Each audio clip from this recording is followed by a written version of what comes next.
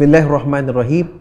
Alhamdulillahirabbil alamin wassalatu wassalamu ala Rasulillah wa ala alihi wasahbihi ajma'in. Assalamualaikum warahmatullahi wabarakatuh. Raja berdaulat, rakyat berilmu, negeri sejahtera, Perlis maju. MAIPS menjunjung syiar memaju ummah, salah silah Perlis, segalanya Perlis.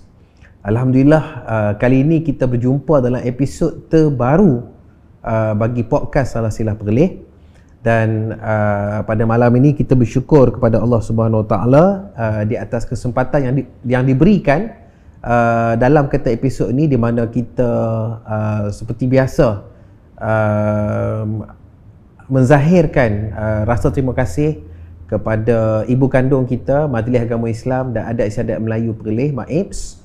Demikian juga kepada rakan teknikal kita Suara Sunnah Channel, dan tidak terkecuali kepada tetamu kita yang istimewa dalam episod ini, iaitu Encik atau saudara Syamil bin Abdul Rahman daripada yang mana beliau juga adalah merupakan pengasas dan pengurusi Perlis Nature Explorer, atau disebut juga Persatuan Penjelajah Alam Negeri Perlis. Apa khabar Cik Syamil? Baik, Alhamdulillah. Jadi ini saudara Syamil ataupun Cik Syamil, seorang saya rasa seorang tokoh muda yang tidak perlu kita perkenalkan lagi dalam bidang konservasi, dalam bidang advokasi. Maksudnya kita kata dalam arena kita meningkatkan keprihatinan dalam kalangan rakyat terhadap alam sekitar, terhadap hidupan liar, terhadap pelbagai flora dan fauna yang ada dalam kata negeri Perlis. Jadi sekali lagi kita ucapkan selamat datang ke kita punya podcast Salah Silah Perlis. Dan pada malam ni saya rasa kita dah tak sabar lagi sebenarnya, sebab saudara Syamil ni sebagai individu, beliau macam mana ya, Allah Subhanahu Wa Taala lorongkan untuk menumpahkan minat, kesungguhan, fokus, kadang-kadang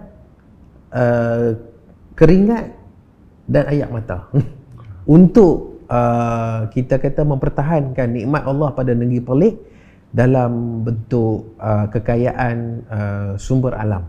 Ya, sebab itu tajuk kita pada hari ini adalah Khazanah Alam Warisan Negeri Perlis. Jadi saya rasa elok sangatlah kita berkenalan dengan beliau. Maksudnya bagaimana jadi begini?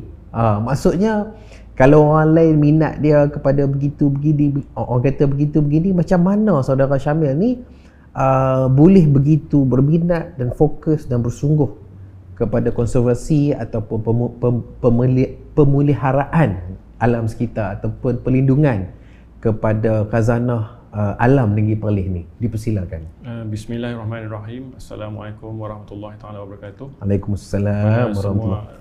Terutama sekali kepada Tuan Moderator, Dr. Hasman, dan juga para pendengar serta penonton Salah Silah Perlis podcast. Segalanya Perlis ya. Alhamdulillah saya dipanggil malam ni untuk memberi sebar ringkas ataupun apa yang berkaitan dengan tajuk yang diberikan ni lah.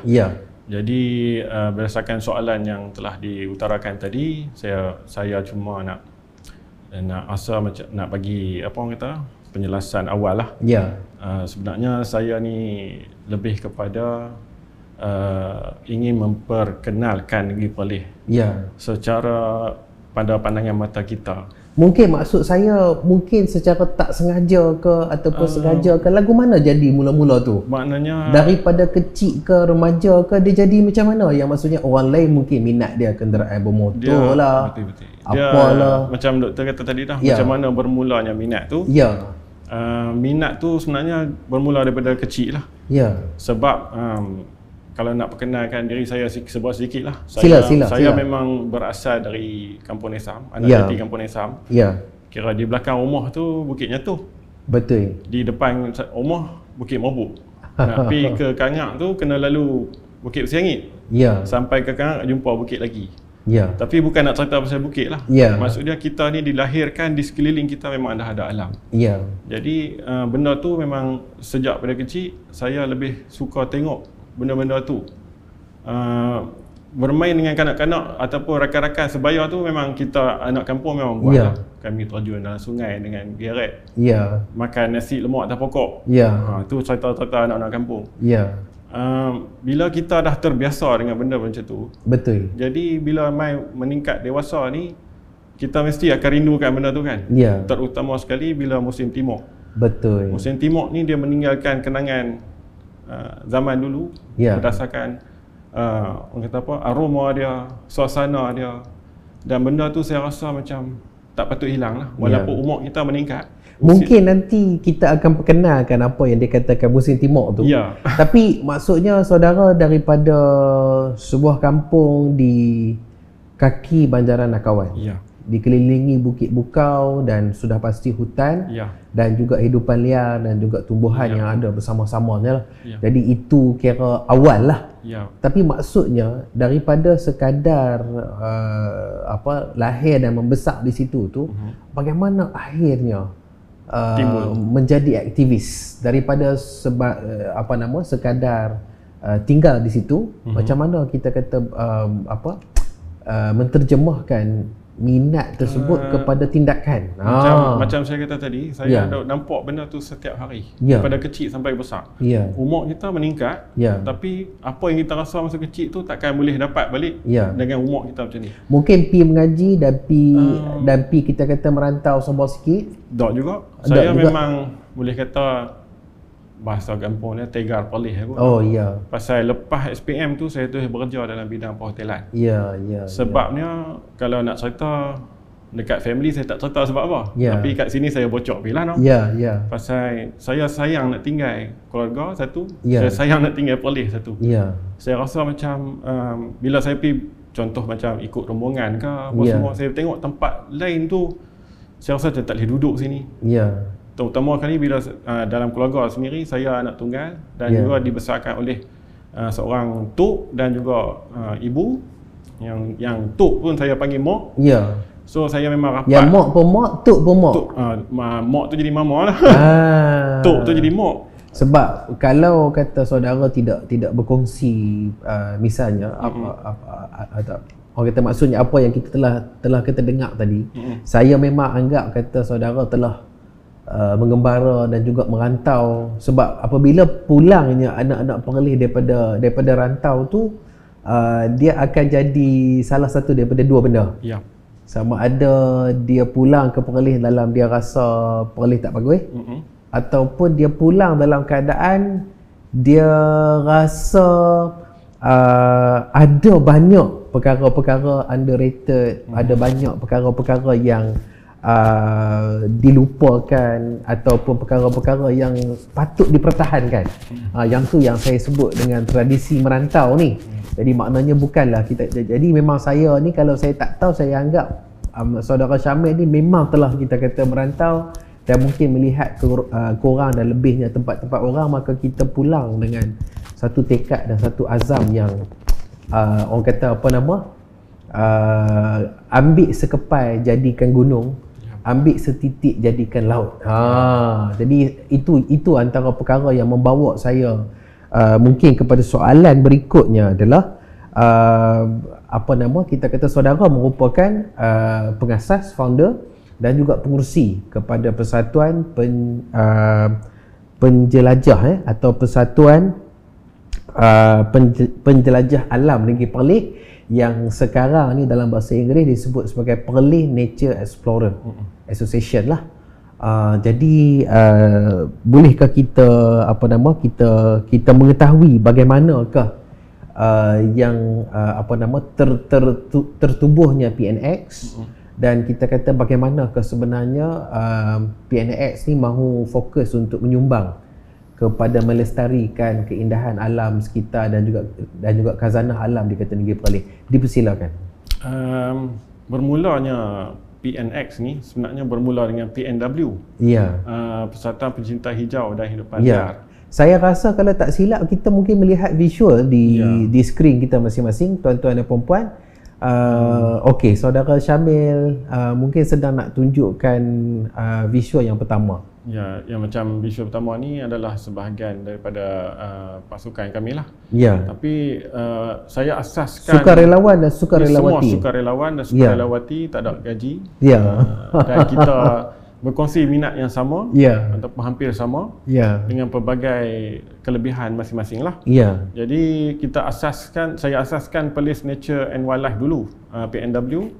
Kemudian untuk tahun ni kita tukar kepada Perlis Nature Explorer, penjelajah. Asalnya kita fokus kepada flora dan fauna, dan juga sekarang kita ambil perkataan penjelajah tu sebab kita memang menjelajah dalam negeri sendiri. Jadi apa yang kita cari, dan nampaknya walaupun dah kita jelajah, tiap-tiap kali tu mesti ada lagi kejutan-kejutan dan rahsia-rahsia baru. InsyaAllah. Ini berdasarkan hasil sumbangan rakan-rakan juga, dan juga atas inisiatif kita untuk sentiasa mencari. Macam saya kata tadi, tujuan minat saya ke arah tu adalah untuk berkongsi kepada masyarakat supaya masyarakat merasai benda yang sama. Saya selalu kalau ditanya lah dalam sebelum-sebelum ni, kalau ada interview apa-apa kan, kenapa nak protect benda-benda macam ni? Sebab saya kata macam ni, masa kecil saya rasa benda tu, bila besar, bila kita nak cerita balik dekat cucu cicit, kita sekadar boleh cerita, tapi kita tak boleh tunjuk. So dalam tempoh mereka membesar tu, kita kena simpan. Dia tinggal cerita, tak ada depan mata. Tak ada depan mata. Itu salah satu tujuan utama. Sebab saya rasa anugerah yang Allah Ta'ala bagi kepada Perlis ni sendiri, dari segi alam sekitar, alam dia tu sangat kaya. Dan mereka kena rasa benda tu meresap dalam jiwa. Sedangkan saya, macam doktor kata tadi, saya tidak merantau keluar untuk mencari ilham apa, tapi ilham tu timbul di laman rumah sendiri, di negeri kita sendiri. Kita rasa macam kita perlu angkat negeri kita supaya rasa bangga tu dibawa oleh setiap lapisan masyarakat. Jadi saya rasa sangat luar biasa lah. Maksudnya kita kata saudara Syamil tidak merantau dengan fizikal, tapi sebenarnya merantau dengan ilmu pembacaan, bertukar fikiran, dan juga macam-macam perkara lagi, sehingga membawa balik pelbagai perkara untuk kata negeri kita lah. InsyaAllah. Yang orang kata sekiranya tidak ada PNX untuk melakukan advokasi dan sebagainya, iaitu memberikan public awareness, kesedaran masyarakat tu, jadi barangkali susah juga kita nak memberi pendidikan dan memberi pemahaman kepada pelbagai lapisan masyarakat dalam kata negeri kita, dan sambil membantulah segala agensi kerajaan yang kata sedia ada dan sebagainya lah. Jadi kalaulah kita pergi sikit kepada tajuk kita pada hari ini, iaitu tentang khazanah alam warisan negeri Perlis. Apakah yang dikatakan khazanah warisan alam? Bagaimanakah dia alam, tapi dia jadi macam satu peti besi yang besar, yang di situ adanya pelbagai harta karun tak karun, dan bagaimanakah khazanah alam ni dianggap menjadi warisan negeri Perlis? Mudah je apa yang kita nak cuba sampaikan melalui warisan ni sebenarnya. Segala yang berada di sekeliling ni sudah tentunya merakumi alam secara general dia, tapi secara khususnya apa yang terkandung di dalam elemen alam tu. Kita ada bukit, gunung ganang, gua, sungai, delta, tumbuh-tumbuhan, flora dan fauna apa semua, spesies hidupan liar ni berhabitat di kawasan kita, di tempat kita, dan berada di sekeliling kita. Macam analogi yang saya bagi tadi daripada awal, kita bangkit tidur, buka-buka mata nampak dah bukit tu. Cuba bayangkan kalau kita tak jadikan dia sebagai warisan, bangkit tidur esok bukit tu tak ada. Mesti kita rasa terkesan. Jadinya itu semua adalah warisan alam yang ada, dan warisan ni pula wujud bukan sekadar wujud menghiasi persekitaran, tapi setiap satunya ada kelebihan tersendirilah. Terutamanya dalam konteks Perlis sendiri pun dah berlainan dan juga berbeza daripada tempat-tempat lain. Jadi sebab tu kita kata alam ciptaan Allah Subhanahu Wa Taala ni yang disebut khazanah alam ni, dia sebenarnya kita perlu mengubah paradigma kita melihat dan juga berfikir, iaitu kita kena anggap dia macam harta yang bernilai. Kita kena anggap dia sebagai suatu kurniaan Allah kepada kita yang tidak ternilai harganya. Jadi kalau kita kata pemberian Allah itu sudah diubah mungkin kerana terpesona dengan gelap mata dengan emas dan perak dan sebagainya. Jadi daripada nampak bukit pun dah kata tak ada. Bila bukit pun dah kata tak ada, mungkin daripada situ kita kata kualiti udara berubah. Dan kita kata kualiti kesihatan pun kita kata berubah. Akhirnya kualiti kehidupan pun akan terjejas. Setuju sangat. Maka daripada segi tu kita kata di akhirat pun kita kena menjawab juga. Betul. Dia masih lagi tak habis macam tu lah. Jadi saya harap marilah kita sama-sama pandang kata dia bukan saja-saja. Sama juga bila kita Perlis hari ni disebut Darul Healing. Ya. Kan? Saya tak tahulah betul tak betul. Maksudnya mungkin dianggap negeri tempat orang mencari ketenangan atau kita kata melegakan segala tekanan-tekanan daripada hiruk pikuk hidup di kata kota. Jadi ia sudah pasti ada kaitan dengan khazanah warisan alam, keindahan landscape, keindahan tumbuh-tumbuhan dan seterusnya kita kata hidupan liar haiwan yang kata ada di sekelilingnya lah. Jadi saya rasa yang tu memang bukan bidang saya, tapi saya tercakap banyak sikit. Mungkin sebab baju pun macam nak sama dengan kata Cik Syamil, tapi yang saya boleh pastikan adalah ni kami tidak ada dalam mana-mana gerakan yang lain-lain macam lah. Dia sebab kita kata dia sebab kali ni edisi warisan alam. Jadi baju tu kebetulan beli daripada token yang sama. Jadi kami ni kita kata adalah kan ada seorang kita kata token tu, jadi kami kebetulan dua-dua kami baik dengan dia kan. Baik, jadi kalau kata macam tu, kita pergi lagi kepada khazanah warisan alam negeri Perlis. Tempat lain pun ada. Negeri lain pun ada. Negara lain pun ada. Setuju. Kalau kata ada bukit, depa pun ada bukit. Kalau kata Perlis ada tumbuhan, depa pun ada tumbuhan. Kalau kata Perlis ada haiwan tersendiri, depa pun ada haiwan tersendiri. Tapi bagaimana kita nak memahami bahawa tang mana yang lain daripada yang lain, tang mana keunikan ataupun perkara-perkara yang ada di Perlis misalnya, dan nampaknya dia dia lebih menyerlah dibandingkan dengan tempat-tempat lain. Jadi saya persilakan saudara untuk tolong beri pencerahan kepada kita semualah. Baik, kita macam di Perlis, kita dah tahu Perlis ni besar kelembuai, orang kata kecil tapi kecil-kecil tu ada sebab dia. Walaupun macam Tuan Moderator kata tadi, tempat lain pun ada. Kalau nak contoh kita tengoklah di Perlis kita ada Borok Kentoy contohnya. Di tempat lain pun ada Borok Kentoy. Malah ada yang sampai tahap population dia tu pun boleh dikatakan berkembang sama. Tapi di Perlis kenapa ada Borok Kentoy? Dan di negeri-negeri lain tak ada. Itu satu soalan dia. Tengok-tengok contohnya tempat yang paling dekat adalah Sabah. Macam tu contohlah kalau kita kata nak bandingkan dari segi geografi ataupun orang kata kedaulatan ni, Malaysia Perlis saja ada. Tapi kalau nak kira dari segi habitat dia memang ada di tempat lain. Tapi kenapa dalam banyak-banyak tu Perlis ada? Kita nampak dari segi konteks macam tu. Walaupun ada persamaan dari segi daripada segi spesies ataupun ciri-ciri itu. Tapi kita tengok berdasarkan konteks Perlis ni, kenapa Perlis dipilih untuk ada benda ni. Saya nampak ke arah macam itulah. Jadi sebagai anak jati Perlis, kita rasa kita bertuah benda tu bukan sekadar semata-mata wujud. Saya bagi contoh macam kita ada banjaran Batu Kapur. Malah bukan sekadar banjaran biasa, banjaran Batu Kapur terpanjang.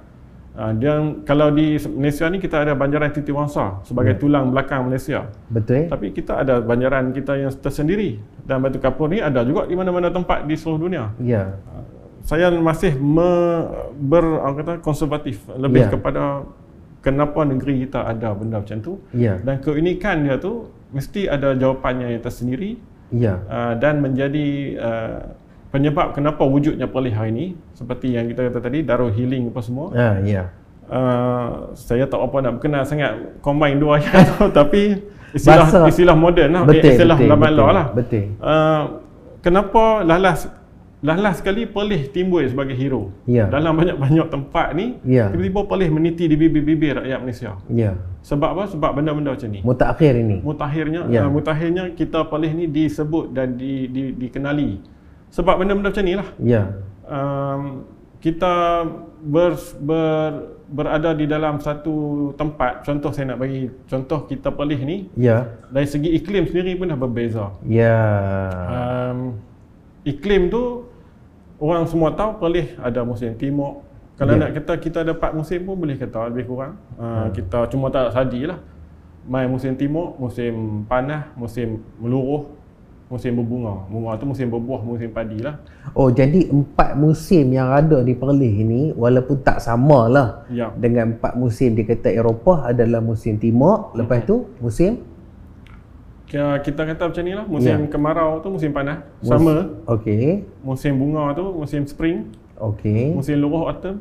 Ya. Dan musim sejuk tu tengkujuh. Okey. Kita lebih faham macam tu. Memang sebenarnya iklim khatulistiwa ni di Perlis. Di semenanjung Malaysia ni khatulistiwa dia tu memang secara generalnya macam tu. Tapi kalau dispesifikkan kepada Perlis ni, kita masih mempunyai pengaruh daripada tanah Indo-China. Sebab Perlis ni terletak di kedudukan penghujung benua Indo-China. Kalau kita tengok pada visual pun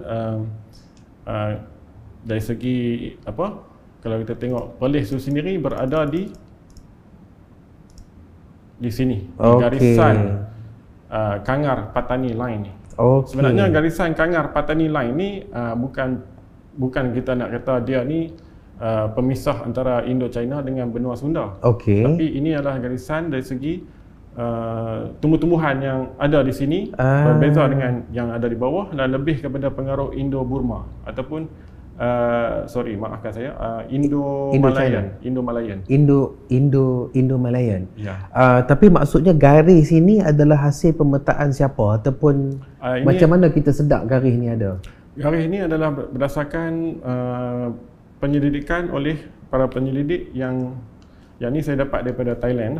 Dia buat garisan pemisah ni berdasarkan penemuan-penemuan yang selama ni ada di Perlis dan juga ada di sebelah atas sana dan tak ada di tempat kita, tempat lain di bawah. Seolah-olah di atas kepada garis itu yang meliputi Perlis dan wilayah-wilayah dalam kata negara Thai ataupun negara Thailand tu, dia ada tumbuhan, iklim dan haiwan yang berbeza.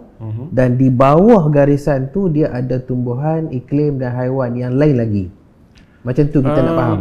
Okey, contoh sampai bagi satu buruk kentoy buruk kentoy di tempat lain kalau nak ikut nama saintifik Macaca atoides. Okey, kalau di bawah ni di belah selatan Indo-China ataupun di Perlis ni, Satun sampai ke Perlis ni, Macaca atoides melanota. Situ pun dah ada perubahan dia, perbezaan dia. Dari segi tumbuh-tumbuhan di segenting kera dia lebih orang kata deciduous ataupun luruh dan di sini separa luruh. Dia mesti ada perbezaan dia berdasarkan geografi dan juga geologi sendiri pun ada perbezaan. Okey. Jadi mungkinlah kalau kita tengok kalau kita memetik mungkin pandangan lah daripada komuniti pengukir misalnya, disebutkan yang ni bukan dia sebut pasal Perlis, tapi dalam satu forum yang saya pernah kita ikuti disebutkan bahawa kalau kita Malaysia ni umumnya dia ada serba sikit. Ada serba sikit kayu tu, kayu ni, pokok tu, pokok ni yang sesuai lah untuk dijadikan ukiran. Tapi kalau kata negara Thailand, dia punya pokok utamanya adalah teak atau pokok jati. Lepas tu bila kita pun mula terlibat lah dalam kita baca-baca dengan lebih mendalam ni, lepas tu saya duk kata pasal apa dia sebut negara Thai ni ataupun negara Thailand ni dengan pokok jati. Tapi pasal apa pokok jati ni macam senang je ada dalam Perlis, satu negeri tepi highway duk ada. Jadi itu yang kita menunjukkan identiti Malaysia dari segi anugerah Allah, dari segi tumbuhan ni, dia nampaknya dia tak sama dengan negeri-negeri lain. Yang tu macam mana komen? Komen Saudara Syamil. Sebenarnya bagi saya tak apa-apa. Khususnya pokok jati itulah. Saya nak kata pokok jati yang Thailand buat sebagai apa, dia pun punya simbol apa. Macam pokok kebangsaan dia lah.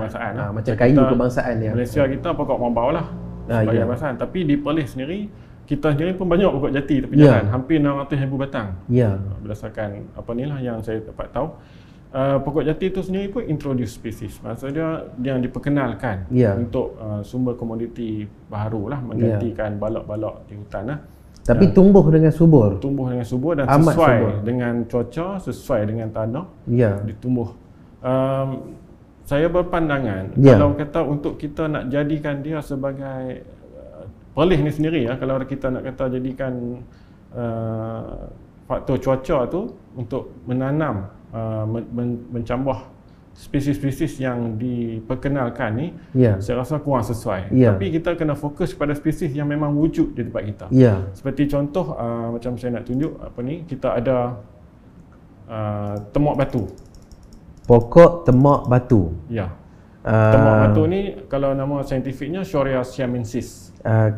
Shorea siamensis ni pun, siamensis tu diambil daripada perkataan siam lah. Jadi rupanya adalah seperti pada visual yang yang kita sedang tonton lah di skrin kita masing-masing. Yang ni pokok temok batu. Temok batu. Dan dia pula apa yang istimewanya, dia duduk tumbuh di atas batu-batu je, atas batu kapur. Dia tak jadi seperti balok yang muncul daripada tanah, daripada bawah ni. Dia duduk di dinding-dinding batu kapur. Berarti adakah dalam Perlis ni dia tumbuh di bukit-bukit batu? Ya, di bukit-bukit batu. Dan ini adalah bunga dia. Dan sekarang ni secara apa kata apa, kitarannya sedang berbunga di kebanyakan bukit-bukit batu kapur, berformasi setul di Perlis ni. Dan yang saya nak cerita kenapa temok batu ni adalah boleh dikatakan identiti bagi Perlis. Sungguh pun kita tengok jati banyak dalam Perlis ni, dan Thailand pun claim dia sebagai pokok kebangsaan apa. Kita kena tengok dari segi apa yang Allah Ta'ala bagi kepada bumi Perlis ni. Yang ni bukan orang tanam, memang dia muncul kat sini, dia wujud sini daripada dulu. Dan spesimen pertama, kurniaan Allah lah. Spesimen pertama untuk pokok ni di yang kata apa dulu, botanis zaman dulu lah, tahun 18 something saya tak ingat, tapi 130 tahun lalu daripada ambil spesimen ni di Langkawi untuk disimpan spesimen di dalam herbarium. Maknanya Langkawi Perlis satu tu dah ada spesies macam ni. Tapi tak spesiesnya ada di sinilah, ada di sepanjang Indo-China. Cuma yang saya nak cerita di Perlis Langkawi sahaja yang ada spesies ni. Di bawah pada kita tak ada.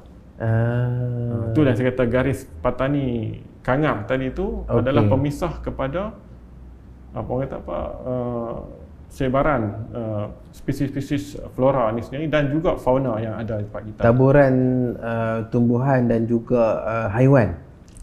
Dan juga ada iklim juga yang juga dipisahkan oleh orang kata apa, ada garisan, bukan garisan lah, ciri-ciri yang berbeza dengan yang berada di segenting kera. So kalau kita nak kata Perlis ni tak dikurniakan lagi, tak tahu. Memang dikurniakan sungguh-sungguh. Yang tu saya nak cuba kongsikan kepada masyarakat supaya kita rasa ada kebanggaan terhadap negeri kita ni. Berdasarkan apa yang kita ada dalam mata. Supaya kita jadi manusia-manusia yang lebih bersyukur. Kan, dan lebih menghargai kepada, maksudnya apa, kadang-kadang kita mungkin rasa orang lain ada ni, orang lain ada ni, tapi sebenarnya kalau kita melihat dengan lebih mendalam, kita akan jumpa di mana kita kata apa, kurniaan Allah kepada kita, dan sekaligus itulah keistimewaan kita, keunikan kita. Yang saya dah nampak lah ni sekadar selingan apa ni, kebanyakannya banyak ketua jabatan ataupun rakan-rakan daripada luar yang dipindahkan ke Perlis. Mula-mula sampai dia rasa berat. Tak ada apa nak pergi mana, susah apa semua. Bila dah time nak balik, dia tak mahu pergi. Siap dia berumah di sini, siap dia pencen di sini. Tu sebab apa? Sebab dia jatuh hati kepada Perlis ni. Maknanya tak kenal maka tak cinta. Yang tu kurniaan tu sampai kat dia lah. Sebab dia duduk di dua dunia berbeza. Tapi kita ni yang lahir di sini ni, kita kena ada anggapan macam tu. Ya. Kita kena bangga dengan tempat kita. Ya. Bangga dia dari segi keunikan alam ni salah satu ciri-ciri dia lah. Sebab tu saya duduk teka, kata mesti saudara ni dah merantau ke macam-macam tempat. Sebab tu bila dia balik tu, bila sekali balik tu dia balik dengan perspektif yang tidak sama sebelum daripada itu kan. Tapi nampaknya anggapan saya salah, tapi maknanya pemikiran saudara Syamil ni memang jauh maju lah. Kita kata macam orang merantau juga. Kan. Jadi bagi saya lah, kita kata dengan kurniaan Allah SWT tu, dia tak lain tak bukan bumi Perlis ni, walaupun dikatakan macam-macam, diberikan julukan macam-macam, yang nakal tak nakal je, tapi maksudnya ia satu bumi yang diberkati. Yang ada tu tak mau keluar, yang berhijrah masuk beberapa lama pun payah nak keluar. Kita kata lagu tu. Jadi insyaAllah kita tuan-tuan dan puan-puan, para penonton yang dirahmati Allah sekalian, dan juga para kita pendengar di mana saja yang kita mengikuti kita sampai ke satu segmen tetap bagi tiap-tiap episod, iaitu segmen kita memperkenalkan bahasa Perlis atau dialek Perlis, yang kita sebutkan segmen ni sebagai segmen Pelek Perlis. Kan? Jadi bagi kita kali ni akhirnya dicari dan ditengok dalam, bukan tengok dalam ayat, tapi lebih khusus lagi ditengok dalam kamus dialek Perlis susunan Cikgu Wan Nan atau Cikgu Fawana. Dalam tu pada entry huruf P ada satu perkataan yang disebut sebagai pelewan. P-E-L-E-W-A-N. P-E-L-E-W-A-N, pelewan. Yang perkataan ni mengingatkan kita sebab dia hampir dengan perkataan lawan dan hampir dengan perkataan pahlawan. Tetapi dalam konteks orang Perlis dulu-dulu kala, pelewan ni digunakan sebagai panggilan kepada jika ada kawanan gajah atau kumpulan gajah yang bergerak dalam hutan ataupun di pinggir hutan secara kita kata berkumpulan, maka patriarch atau gajah jantan yang menjadi ketua kumpulan itu disebut oleh masyarakat Perlis dahulu kala sebagai pelewan. Ya, jadi saya anggap mungkinlah ada potensi lah untuk istilah ini diluaskan bagi merujuk kepada mungkin patriarch atau alfa dalam pelbagai kita kata kawanan haiwan lah, bagi haiwan yang kita kata bergerak bersama-sama. Jadi kalau untuk cuba buat ayat dengan menggunakan perkataan pelewan tu, saya berikan peluang kepada saudara Syamil. Nak suruh saya dulu ke saudara Syamil dulu? Mana-mana boleh lah. Mana-mana boleh. Saya rasa saya saya dululah. Sebab mungkin saya modal tak banyak. Kan? Jadi antara ayat yang kita boleh gunakan untuk perkataan pelewan ni adalah macam orang kita sebut, ish, besar gajah kata pelewan tu. Dia saja tu habis rentas habis. Nyok-nyok orang apa semua tu. Jadi maknanya nak habaq kata gajah ketua bagi kawanan gajah ataupun gajah kata pelewan itu ataupun pelewan itu adalah sangat besar. Jadi yang tu ayat dari saya. Sekarang ni saudara pula cuba. Saya secara jujur ni memang tak pernah dengar. Ya. Sebab di Nesam tak ada gajah. Ya, betul. Mungkin istilah ni wujud di ketika zaman celung gajah dulu. Ya. Di daerah belah-belah Cuping, Batai, Ayak semua. Betul. Tapi saya cuba buat lah. Ya. Menggunakan borok kentoi boleh? Boleh. Borok kentoi ni pun secara, kalau kita nak cerita, memang ada alfa dia lah. Ya. Dalam keluarga borok ni. Dia hidup dalam kawanan juga. Ya, kita kata berkumpulan juga. Ya. Dan ada ketua-ketuanya juga. Ya, ada ketua-ketua dia. Jadi contoh saya nak bagi lebih kurang macam ni. Borok kentoi ni berjalan dalam kumpulan tu. Tapi pelewan dia tu taklah besar mana sangat. Lebih kurang macam tu lah. Ni kisah sebenar ni. Kisah sebenar. Sebab apa? Dalam kehidupan kita kata beruk kata kentoi, dia punya ketua tu tak semestinya besar. Tak semestinya besar. Tak semestinya besar, tak semestinya ganas. Ya. Sebab berdasarkan kajian kita lah, apa ni, dia ni lebih kepada yang lebih orang kata apa, cerdik sikit akan dilantik jadi ketua lah. Yang licik sikit akan jadi ketua. Dia bukan berdasarkan fizikal. Fizikal ni dari segi kawanan mungkin berdasarkan kekuatan dia. Tapi yang berdasarkan kajian kita di Wang Kelian lah, saya tengok ni dari segi Wang Kelian lah, bukan tempat lain. Buruk Genter di Wang Kelian tu, yang Alpha tu, dulu saya duk ingat yang besar tu ketua. Tapi bila dah kita dah buat kajian, kita tengok yang tak berapa besar sangat tu ketua. Yang ada janggut sikit tu. Saya tak tahulah ciri-ciri apa dia pilih. Tapi saya tengok dari segi intelijen aku, dia lebih mengawal kumpulan dan lebih bertanggungjawab terhadap kumpulan dia. Ada ketikanya Alpha ni tak makan pun. Tunggu lintas jalan Wang Kelian tu, jalan kat viewpoint tu. Dia tunggu je bagi hak lain lintas.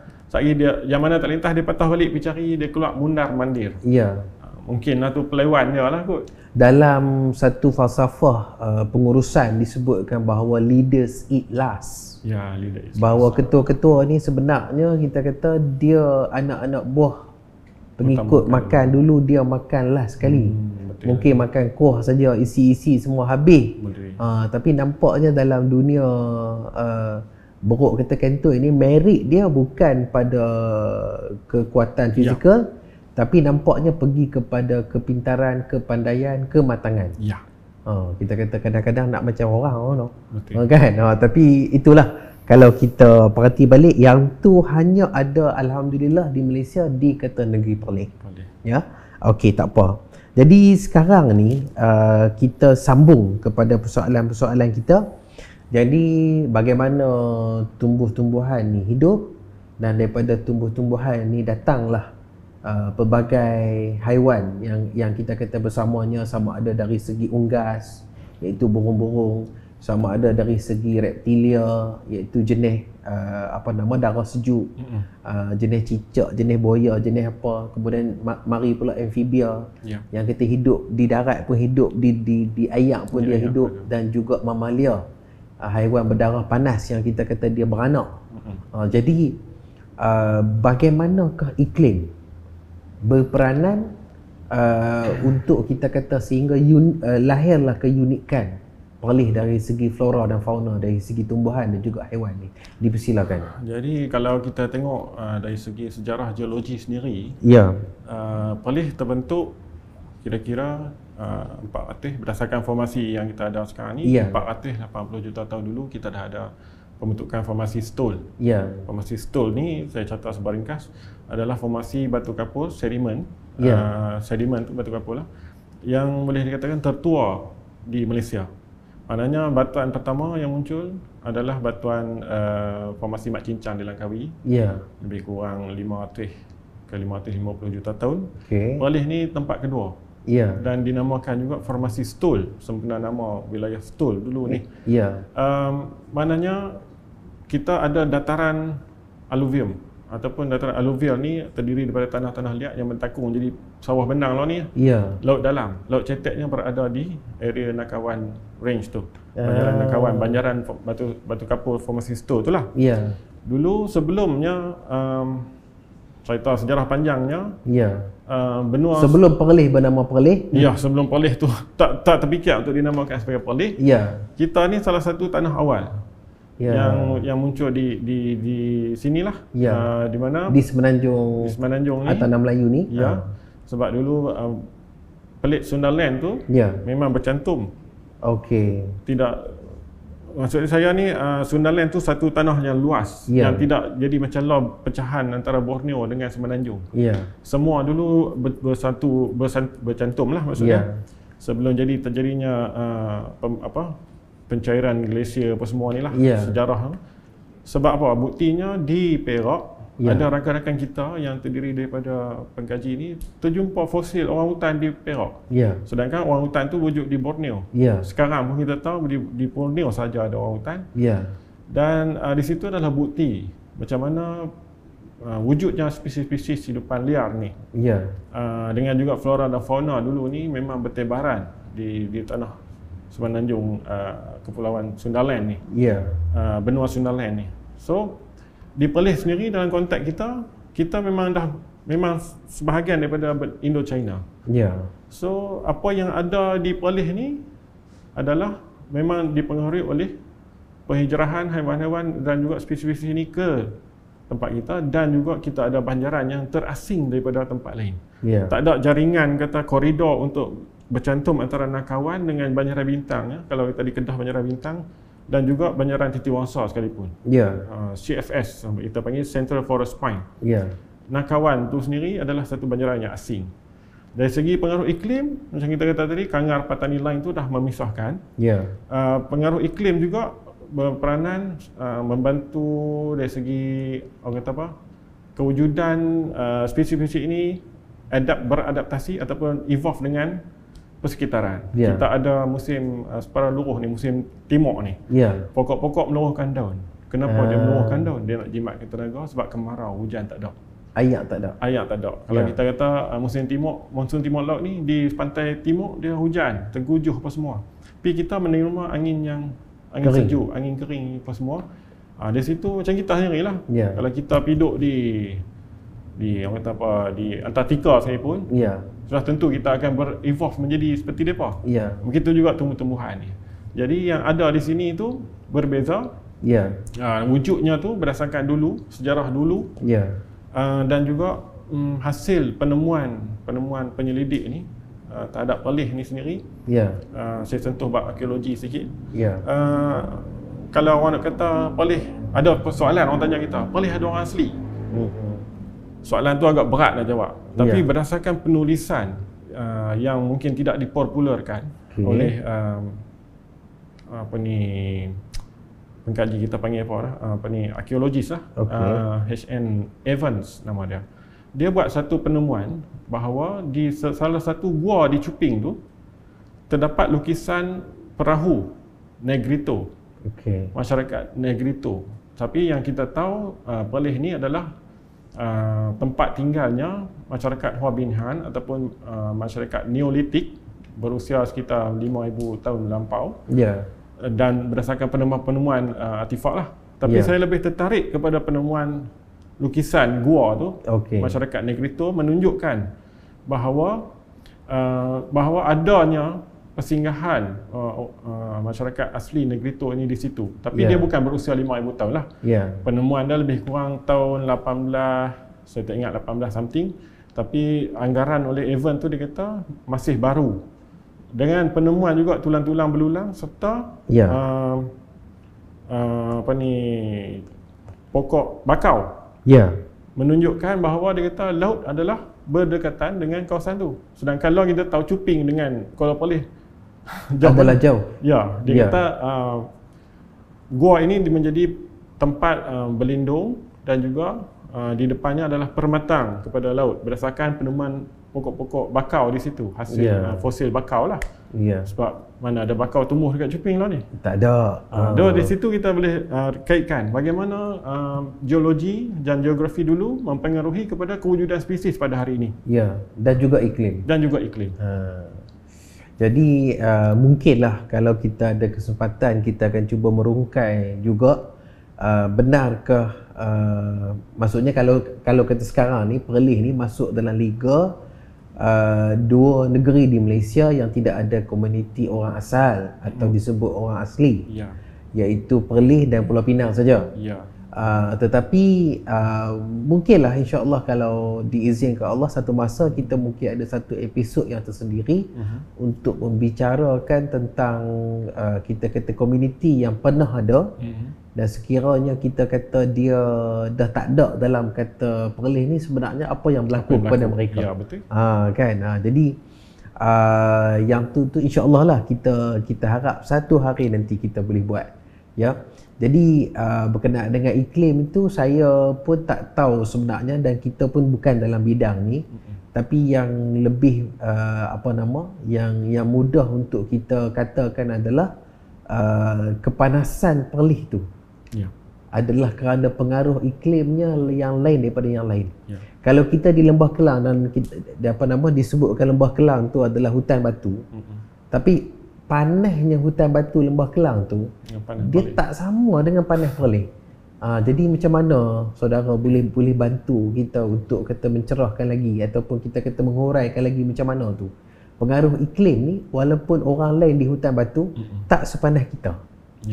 Tapi dengan kita kata kepanasan tu, Allah Ta'ala memberi satu lagi anugerah, iaitu harum manis. Ya, betul. Macam mana tu?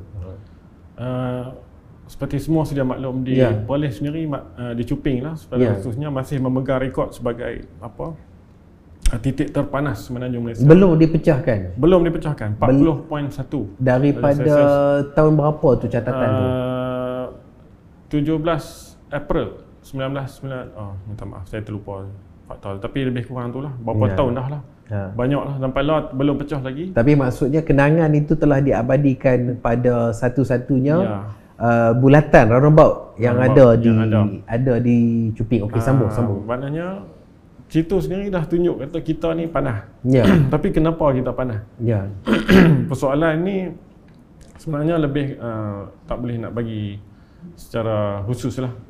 Sebab dia lebih perlu dihuraikan oleh mereka yang lebih pakar lah. Tapi dari segi konteks kita, yang apa yang kita nampak, kedudukan Perlis itu sendirilah, nak bandingkan dengan tempat lain, hutan hujan tropika, rainforest, kita sendiri hutan batu kapur. Salah satunya. Kalau kita tengok contoh Langkawi, kita pergi Langkawi, kita naik ferry tu keliling sementara nak sampai tu kita nampak pulau-pulau di sekeliling kita tu, pulau-pulau kecil tu dengan bukit, dengan tumbuh-tumbuhannya di atas pulau, di atas batu tu.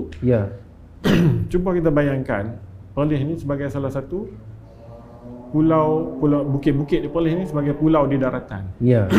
Kita memandu contoh di jalan Wangmu Tasuh tu. Tengok bukit belah kiri Banjaran Kawan, tengok bukit cabang belah kanan tu, kita rasa macam pulau. Dari segi tumbuh-tumbuhan dia sendiri pun dah nampak macam duduk atas pulau. Batu kapur tu sendiri adalah sedimen yang terbentuk dulu semasa dikelilingi oleh lautan. So apa yang kita nampak, iklim tu kita tak boleh cerita secara khusus lah. Tapi dari segi geografinya saya boleh nampak tanah yang kita ada ni, dan juga kita ada dolomite yang boleh kata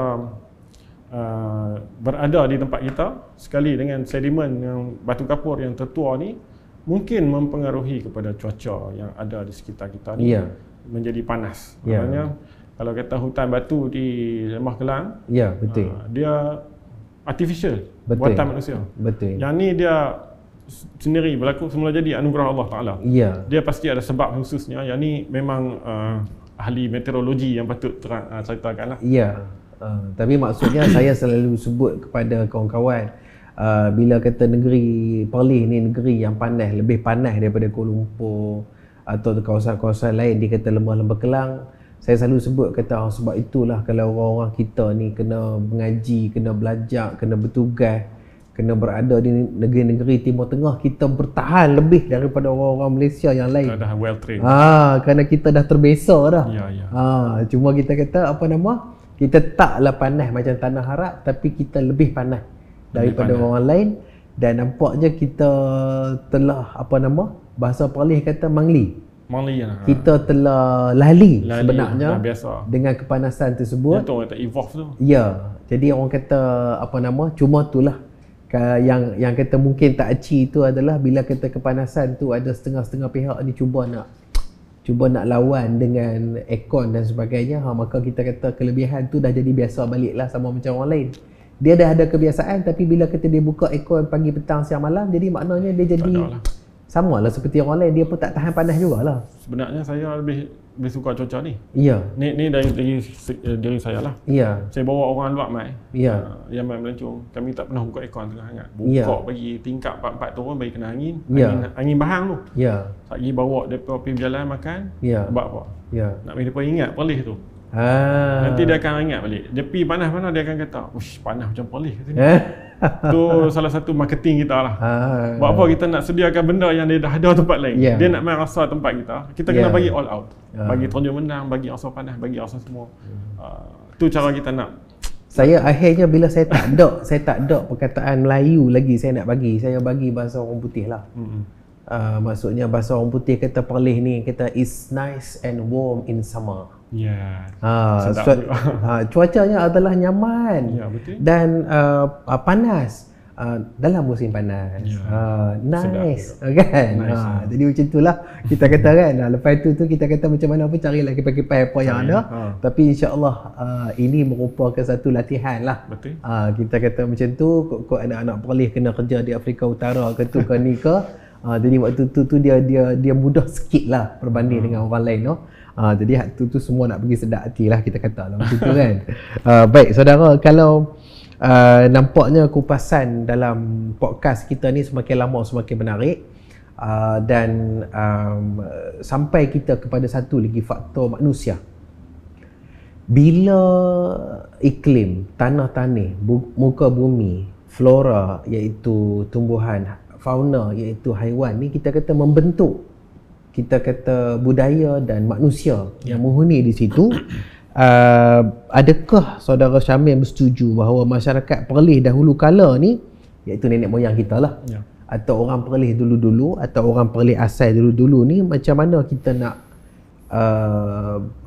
nak faham kata sejauh mana mereka ni berinteraksi dengan alam, dan sejauh mana kita kata bahawa mereka pun sedap dengan keunikan tu. Apakah contoh-contoh yang saudara boleh kongsikan dengan kita? Sebenarnya benda macam tu dulu di awal penumbuhan kita tak cari sangat. Sebab kita lebih fokus pada nak promote tempat kita je, nak tunjuk apa yang ada. Tapi lama-lama kita cari, kita jumpa. Betul. Contoh macam di visual kita tengok, salah satunya adalah pokok piama. Pokok piama ni dia sebenarnya kalau ni ikut yang kita jumpa ni, bukan jauh pun. Dia ada di Bukit Lagi je. Dia ada di Bukit Lagi. Jadi kalau kita melihat bukit itu bertukar warna, yang bertukar itu adalah pokoknya. Ya, pokok ni, piama ni. Ya. Yang ni hasil orang kata apa, pemerhatian kita lah. Okey. Kita ni kena tengok benda yang berlaku di sekeliling. Kalau warna lagu ni dia musim dia keluar bunga daun. Dia keluar daun. Ya, tapi kita siasat orang kampung panggil piama. Ya. Kita nak cari apa maksud piama ni. Ya. Kalau dalam bahasa Thai, piama ni Burma maksudnya. Oh. Tapi bila cek piama. Ya. Piama tu sendiri membawa maksud musim. Musim, ya. Bila ada piama menanam. Piama menanam. Musim menanam padi. Bila timbulnya bunga ni, ya, maknanya musim padi dah sampai musim untuk musim terakhir. Sebelum datangnya musim timur. Kebetulan pokok ni pula mengeluarkan daun antara bulan September, Oktober, November, lebih kurang hujung tahun lah, sebelum ketika fasa peralihan monsun barat daya ke timur laut. Jadi kita pun meneruskan juga pencarian, dan kita dapati tiada dalam dalam rekod Malaysia dia kata benda ni ada di Malaysia. Maknanya salah satu penemuan baru. Sedangkan orang dulu dah tahu lama dah keunikan Perlis ni. Keunikan depa dah tahu dah kata pokok ni apa, kenapa dia wujud, untuk apa dia wujud. Tapi tak ada siapa peduli. So kita cari, kita dapat kata benda ni tak ada rekod Malaysia, dan kita tolong dapatkan sampel spesimen, kita hantar ke universiti tempatan untuk depa war-warkan, untuk depa cari kenapa pokok ni berada di sini, kaitannya, dan kita war-warkan. Sebab penemuan kita juga menemui bahawa pokok ni, piama ni paling terdekat kita ada di Krabi. Krabi dari sini lebih kurang 300 km ada lebih kurang. Paling terdekat dengan piama yang ada di Perlis ni adalah di utara, iaitu Krabi. Ya. So maknanya apa yang kita boleh katakan bahawa Perlis ni ada dianugerahan pokok macam ni. Satu, untuk Nuh, zaman-zaman nenek moyang kita ni menjadikan pedoman, beradaptasi, melihat kepada alam sekitar di sekeliling ni, untuk mereka faham unsur-unsur cuaca, iklim, dan kehidupan mereka seharian lah.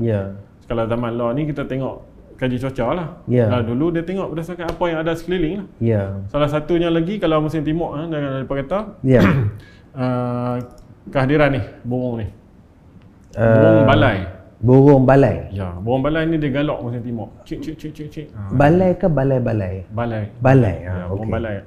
Nama English dia brown shrike. Okey. Burung ni dia memang menjelajah di benua Asia. Ya. Dan ketika musim sejuk dia akan ke tanah Asia Tenggara ni lah. Tempat asal dia daripada mana? Dia merata duduk, tapi kebanyakannya berada di belah-belah atas lah, China ke atas China, semua. Siberia, Rusia Siberia lah. lebih kurang. Ya. Kemudian bila musim sana dah jadi sejuk, salji, makanan susah dapat.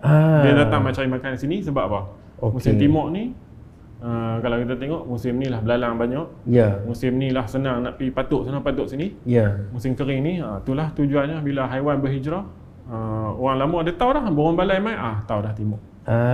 So inspirasi daripada alam sekeliling pun sudah diketahui oleh nenek moyang kita, cuma ada juga yang tidak didokumentasikan. Macam tadi kita kata tidak didokumentasikan. Sampailah penemuan kita dan masih menunggu keputusan daripada Makmal lagi. Dekat setahun dah kot lebih. Benda-benda macam ni adalah untuk menunjukkan bahawa orang-orang kita, nenek-nenek moyang kita sebenarnya bukannya lekeh. Ya. Mereka tahu. Satu lagi bungok kedah tu. Okey. Bungur kedah, bunga yang warna purple. Ya. Tu salah satu indikator juga bila nak habaq kata musim timur dah habis. Petanda-petanda habis, dia mai hujan sulung timur tu, bunga ni keluar. Bila kata bunga pokok bongok keluar, maknanya itu tanda timur dah habis. Ya, dia boleh ready dah nak tunggu padi, nak buat padi hujan. Zaman dulu dia sistem pengiran bukan macam lah, nak kena tunggu hujan. Tak ada parik apa semua ni, ada nak kena korek sana korek sini, tak. Dulu depa kena tengok, bergantung kepada alam. Bergantung pada alam tu lah yang menyebabkan orang dulu ni bukannya lekeh, dan juga sama juga dalam unsur-unsur kebudayaan lah. Alu bunyi, inspirasi daripada alam. Kebanyakan lebih kepada musim lah, musim yang bagi inspirasi kepada orang tempatan. Jadi dalam bahasa lain sebenarnya saudara Syamil ni kongsikan satu perkara yang sekarang ni semakin meningkat dalam dunia kita kata akademik, iaitu yang disebut sebagai kearifan tempatan. Local wisdom. Sejauh mana kita kata tok nenek kita ni menggunakan kearifan kita, kepandaian depa. Kalau tempat lain tu mungkin tidak bermakna bagi lain tempat kerana benda tu tak ada. Tapi bagi kita tempat kita dia ada keunikan, sekaligus ada manfaat dan kegunaan yang tersendiri. Ya, jadi macam saya difahamkan misalnya begitu juga bila kata adanya hidupan liar, adanya burung-burung misalnya, saya maklumkan misalnya kalau ada burung puyuh liak. Burung puyuh liak ni dia akan berbunyi kuat pada 3 waktu dalam sehari. Iaitu dikatakan pukul 5 pagi. Tapi yang ni kita kata sumber-sumber daripada utara Perlis jugalah. Tapi sedang kita susun balik, mungkin kita tak boleh sebut banyak pada kata malam ni. Iaitu dikatakan burung puyuh liak ni dia akan bunyi sekali pada pukul 5 pagi, kali kedua 5 petang, kali ketiga 8 malam. Jadi maknanya orang dulu tu tak tengok handset, tak tengok jam, menentukan waktu. Tidak kita mendengar radio ataupun TV, tapi dia tahu. Kalau kata kelam lagi, itu kata pukul 5. Sat lagi subuh. Kalau kata petang, berarti pukul 5 dah. Dan kalau kata pukul 8, berarti maghrib dekat nak habis dah ni. Betul. Kan? Ataupun macam mana orang dulu kata, kalau berjalan di tepi sungai, di tempat yang ada ayak, antara petang tu, ataupun hujung-hujung petang, kalau dengar katak dah mula berbunyi, maka itu tanda senja dah tu. Senja dah. Kan? Sat lagi maghrib. Kan? Jadi itu antara contoh kearifan tempatan yang ada dalam kata negeri Perlis pada satu masa dulu. Betul. Cuma ni kita kata bila hutan dimusnahkan, habitat dimusnahkan, burung-burung ni tinggal kita kenangan, ni kita kata bunyi apa lalu pun tak sedap dah. Pasang alarm pun kita kata berapa kali snoozing pun kita kata jadi kata macam tu lah. Kan? Jadi itu mungkin lain dulu dan lain kita kata sekarang. Tapi maknanya apa yang ada dalam perbendaharaan ilmu ini, dia sebenarnya adalah bersesuaian dengan kurniaan Allah tu lah. Jadi itu antara persoalan-persoalan yang ada. Tuan-tuan dan puan-puan, kita sampai seterusnya pada segmen yang kedua, iaitu ambil perawa. Iaitu dalam segmen ini kita akan menjemput tetamu kita ni untuk mengutarakan apakah faktor-faktor ringkas yang kita anggap menarik lah, macam trivia menarik dalam episod ini berkaitan dengan khazanah alam warisan negeri Perlis ni. Apakah faktor-faktor ringkas yang saudara Syamil nak kongsikan dengan para penonton dan juga para kita pendengar semuanya? Jadi yang selalu kita promosikan ni sebenarnya sudah tentunya Banjaran Nakawan itu sendiri. Banjaran Batu Kapur terpanjang di Malaysia dan juga tertua di Malaysia. Itu sendiri pun dah jadi selling point kita kalau untuk eco pelancongan lah. Betul. Yang keduanya, di Banjaran itu sendiri kita ada 7 spesies primat. 7 spesies primat iaitu jenis monyet semua ni lah. Kenapa kita kata 7? Memang ada 7, tapi kenapa di Malaysia, di Semenanjung sendiri kita ada 12. Tapi di 7 daripada yang berada tempat kita. Makna kita lebih daripada separuh duk ada di tempat kita. 2/3 duk ada tempat kita dan hanya merangkumi kawasan yang kecil di negeri yang kecil. Maknanya betuhnya kita ada benda macam tu. Meskipun orang kata Perlis ada apa, tak ada apa. Yang keduanya, pemahaman orang terhadap kera monyet ni pun dia rasa macam benda tu tak penting. Tapi sebenarnya bila dia wujud sini mesti dia penting. Mesti ada sebab kepentingan dia. Yang tu yang selalu berdasarkan kita lah. Berdasarkan persatuan kita punya angle of orang kata penyampaian kita. Betul. Berdasarkan apa yang kita tengah buat. Jadi maknanya untuk ekotourism ni dia memang ada tournya untuk untuk para pelancong yang memang berminat dalam bidang khazanah alam ini.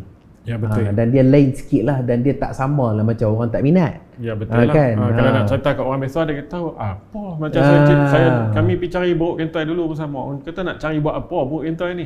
Tapi ada sebab lah kita cari. Sebab banyak-banyak sebab khusus lah. Betul. Kita nak tahu kenapa dia sini, berapa besar dia sini, apa dia buat di sini. Tapi dah lah kita dapat jawapan. Yang tu sudut pandang pemeliharaan. Pemeliharaan. Conservationist. Jadi dia mungkin berlain sikit lah dan daripada bila orang. kita jual fakta-fakta tu, dia boleh menarik golongan-golongan ni lah untuk ke tempat kita ni dan memahami. Tapi dengan harapan yang sama agar masyarakat kita sendiri pun faham, ambil cakna lah. Ambil cakna tentang keunikan yang ada tempat kita. Kalau boleh orang kita dululah. Apa-apa orang khususnya kita dulu. kita kata generasi muda. Betul, saya setuju. Dapat berada, dapat kita kata mengubah paradigma berfikir dan juga kita kata bertindak khususnya dalam menghargai khazanah yang dikurniakan oleh Allah SWT kepada kita ni lah. Dalam kesempatan ni saya juga mohon untuk kita kata saya nak angkat buku sikit. Saya nak tunjukkan beberapa buah buku yang dengan harapan satu lagi aspek kepada stigma Perlis ada apa ni dapat dikurangkan lah atau dapat ditiadakan sama sekali, iaitu dalam segi khazanah alam lah. Jadi semua buku-buku yang saya akan tunjukkan ni adalah buku-buku yang diterbitkan oleh sahabat kita, iaitu Jabatan Perhutanan Negeri Perlis. Jadi kita kata misalnya yang ada di tangan saya ini mungkin boleh di zoom, mungkin rakan teknikal kita boleh boleh zoom sikit misalnya kata iaitu yang ni misalnya buku ini adalah buku yang menunjukkan apakah spesies kepada bunga anggrek atau bunga orkid yang ada dalam kata Perlis, The Orchids of Perlis misalnya. Ini satu buku kan. Yang kata kedua misalnya yang saya nak tunjukkan adalah disebut Pearl of Perlis, Mutiara Perlis, iaitu khasnya berkenaan dengan keindahan dan keunikan Taman Negeri Perlis. Juga terbitan Jabatan Perhutanan Negeri Perlis juga, kata macam tu. Ini yang kedua. Yang ketiga adalah Plants of Perlis, iaitu satu buku panduan tentang tumbuh-tumbuhan dalam kata Negeri Perlis. juga terbitan Jabatan Perhutanan Negeri Perlis, ya. Dan satu lagi buku warnanya macam nak sama juga tapi memang berlain, adalah tentang buku panduan atau buku pengenalan tentang tumbuh-tumbuhan perubatan. Kita kata tumbuh-tumbuhan untuk buat ubat yang ada dalam kata Negeri Perlis. Kan, jadi tak apalah kita hari ni apa-apa hal sikit pun pening kepala sikit semua kita pergi farmasi kan. Cuma kita bayangkan kot terkejut tergempak satu hari nanti mungkin ubat tu ada di keliling kita, ada dalam buku ini. Dan yang terakhir yang saya nak tunjukkan adalah panduan tentang burung-burung unggas yang ada di Taman Negeri Perlis. Jadi saya harap dan semua buku ini dapat diterbitkan oleh Jabatan Perhutanan Negeri Perlis. Dan tuan-tuan dan puan-puan, para penonton yang berminat boleh menghubungi jabatan orang kata berkenaan untuk kita mendapatkannya.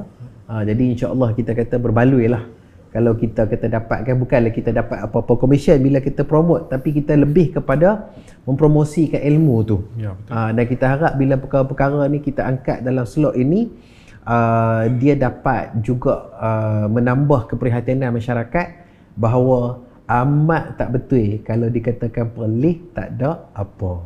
Okey, terima kasih di atas perhatian yang diberikan untuk segmen ini. InsyaAllah kalau kita teruskan sikit lagi, misalnya kalau berikut kita nak tanya kepada saudara Syamil, bolehkah saudara perkenalkan apakah beberapa tumbuh-tumbuhan unik yang kalau kata dalam erti kata layman ataupun dalam erti kata bukan peminat konservasionis ini, apa yang kita di luar sana ataupun kita sebagai orang awam patut tahu dia ada secara ciptaan Allah di dalam Negeri Perlis dari segi tumbuhan? Salah satunya yang boleh dikatakan unik adalah orchid Habenaria. Ya. Nama penuhnya Habenaria carnea. Ya. Orchid ni kategori orchid tanah lah. Selalunya orchid ni dia tumbuh di batang kayu, dia epiphyte ataupun dia menumpang. Tapi dia bukan bersifat parasit lah. Dia mencari makanan sendiri. Dia tak tumpang perumah tu untuk dia bunuh perumah tu. Jadi sebab tu kalau orang tanam orchid di rumah tu, dia kena ada sopai-sopai kayu atau betul. Arang ataupun apalah. Sudah cukup. Dia tidak membunuh pokok lain. Itu dipanggil parasit tapi epiphyte. Jadi orchid tanah ni dia muncul setahun sekali saja. Setahun sekali saja. Kalau di Perlis. Kalau tengok tadi yang doktor tunjuk buku tu, muka depan dia tu sehelai setahun. Oh, selai setahun. Yang tadi tu, yang buku ubat tadi. Buku ubat. Okey, yang ni kita kata yang satu lagi tu. Okey. Yang ni sehelai hok ni. Panggil sehelai setahun. Oh, yang ni pokok selai setahun. Setahun. Yang ni pun boleh kata unik juga, banyak di tempat kita, tapi ada satu lagi orchid Habenaria ni dia hit setahun sekali. Dia hilang, dia hibernasi, bukan dia kata kalau pokok ni tak berbunga. Kalau berbunga setahun sekali tu pokok masih ada. Tapi yang ni hilang terus, segala pokok-pokok sekali. Okey, tapi pokok ini bukan untuk untuk menambah kebahagiaan suami isteri lah. Yang ni, yang pokok selai setahun ni ada khasiat dia. Ada khasiat dia. Saya takut kalau penonton tahu bahawa dia ada guna untuk menambahkan kebahagiaan suami isteri ni, mungkin lajulah pokok ni pupus daripada kita Negeri Perlis. Jadi maknanya tolonglah ingat pada orang lain sama kan, dan janganlah kita kata perhabis sumber-sumber ni dengan sekelip mata kena tikiak sama anak cucu kita nah. Jadi tapi yang orchid tanah tadi tu Habenaria tu yang kita jumpa ni kebanyakannya berada di Perlis lah. Okey. Walaupun ada rekod di Langkawi dan juga selatan Thailand, tapi banyaknya di Perlis. Yang ni berdasarkan kita cari ciri-ciri relatif dia tu, banyak di Perlis, dan kita pun tahu spot-spot dia lah. Yang uniknya dia hilang antara lah ni dah makin hilang dah ni musim kering ni. Dia hilang sampai bulan 6 nanti dia akan muncul balik. Dia hilang dari pandangan, hilang daripada pengesanan, tapi bukan hilang dari dunia. Tak hilang dari dunia. Dia sembunyi sat, dia hibernasi. Maknanya kalau kita masuk hutan tu kita tak tahu dia ada situ kecuali pada musimnya. Maknanya bulan 6 bila hujan dah pada musim kemuncak, dia mula keluar daun dah. Keluar daun, nanti dia keluar bunga pada musim lebih kurang bulan 9-10 macam tu dia keluar bunga. Ya. Bunga berwarna merah jambu. Okey. Muda macam itulah. Kalau kalau kata tadi misalnya sebelum saya bertanya ke soalan ini, kita telah diperkenalkan oleh saudara Syamil dengan temuk batu. Kemudian kita ada pokok piama di bukit-bukit dan sekarang tadi ni adalah orkid tanah. Apa lagi dari segi tumbuhan yang unik? Tumbuhan yang unik tempat kita ni sudah tentu yang berkaitan dengan batu kapur lah. Ya. Kita ada lebih kurang 5 spesies endemik pokok orang kata apa, kaum damar ni, Shorea, family Shorea ni, family meranti lah kebanyakannya. Endemik tempat kita. Ini berdasarkan kajian Jabatan Perhutanan buat lah. Yang kita ada di sini macam merawan apa, meranti malut paling banyak tempat kita. Baru-baru ni pun kita jumpa apa ni, Shorea Asamica, ni meranti pipit. Meranti pipit. Muka halus, bunga dia halus. Lagi banyak lagi yang pokok-pokok di terokap yang memang istimewa dengan tempat kita, yang relate dengan kita punya geografi dan juga iklim. Tu dari segi tumbuh-tumbuhan lah. Okey. Kalau cerita banyak tumbuh-tumbuhan. Betul. Kalau kita sambung kepada haiwan pula. Sekadar kita nak bawa apa, kita nak bagi para penonton dan para pendengar kita bawa balik bekal ni. Haiwan apa pula yang kita unik kalau apa kita untuk orang awam tahulah?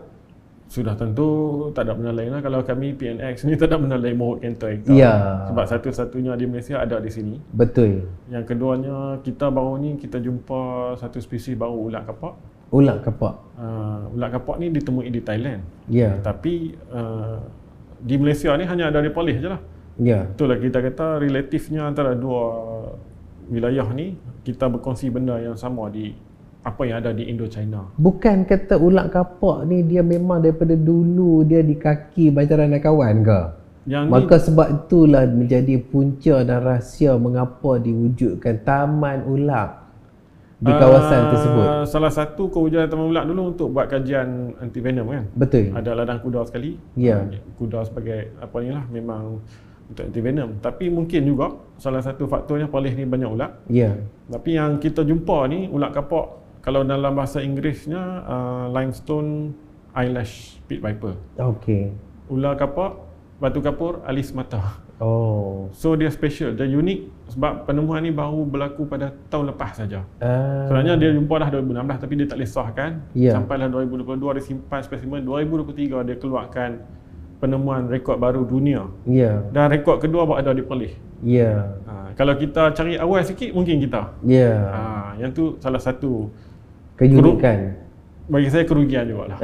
Kita benda yang ada di Nakawan kita tu mungkin ada di Thailand, tapi siapa laju dulu dia dapat. Siapa usaha dia dapat lah, macam tu. Tu tujuan kita nak cari lagi. Yang ketiganya dari segi unggas sendiri pun boleh dikatakan kebanyakan burung yang ada tempat lain, yang tak ada tempat lain ada tempat kita. Macam baru ni duk tengah tular di apa, Wang Kelian. Burung hantu burung hantu busuk tu. Ataupun nama burung hantu busuk. Dusky Eagle Owl tu. Ada yang kata burung hantu senja apa dah.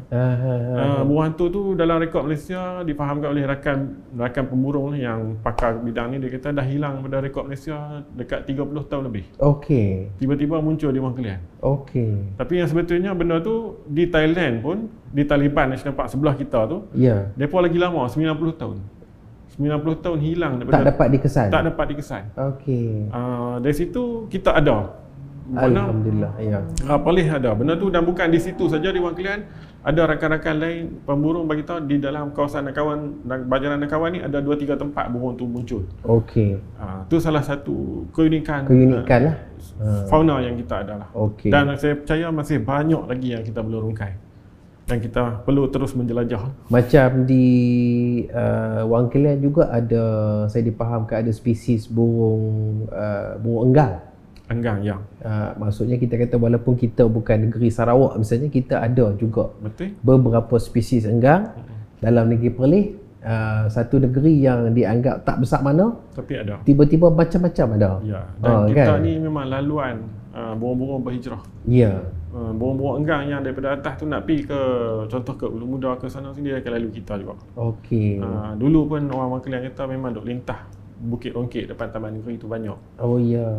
Dan jadi maknanya inilah pelancong-pelancong ke Negeri Perlis yang pertama sekali sebenarnya. Betul. Sebelum manusia melancong. Betul, depa sampai dulu. Yang salah satu lagi benda yang kita duk suspek, saya pun ada satu benda yang kita jumpa juga di Perlis ni, tapi kita tak boleh nak dedahkan lagi. Sebab benda tu kena, InsyaAllah satu hari nanti kita akan dedah. Tapi memang spesies ni memang wujud di Perlis. Sejenis mamalia. Masih di peringkat pemerhatian dan ada bukti dah. Tapi yang boleh kita cerita satu lagi spesies yang mendebungakan durian. Apa tu, keluang. Memang ada di Perlis. Faktanya di Perlis ni di Malaysia ni kebanyakannya keluang berada di pulau. Pulau Langkawi, Pulau Tioman, Pulau Puangkur. Tapi di Perlis ni macam kita tadi, daratan di pulau, pulau di daratan, tiba-tiba ada di Gua Kelang.